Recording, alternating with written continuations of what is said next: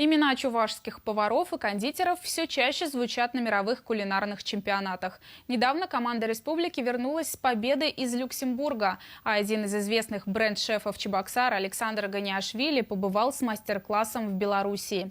Представлял он там такое направление, как новая русская кухня. Чем она отличается от традиционной, узнавала Наталья Егорова. Новый гастрономический бренд востребован уже во многих российских городах. Это модно и свежо, считают повара.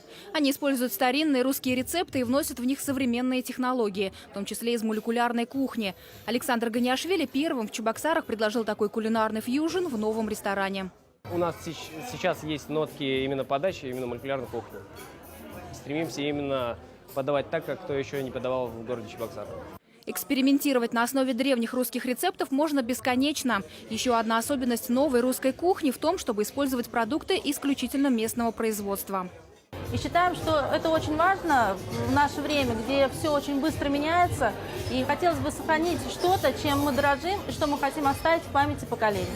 В Беларуси опыт бренд-шефа из Чувашии высоко оценил директор комбината питания президента страны. Он даже хотел приехать на церемонию награждения, чтобы лично вручить диплом, но не смог. Русской кухней заинтересовалась Белорусская республика. Вы знаете, Белорусская республика, они ездили, показали тоже, он показал мастер-класс по русской кухне.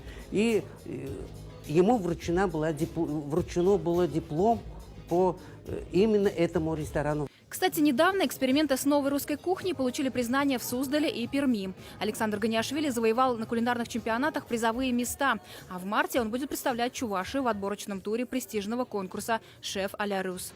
Наталья Егорова, Игорь Ульянов, Вести Чувашия.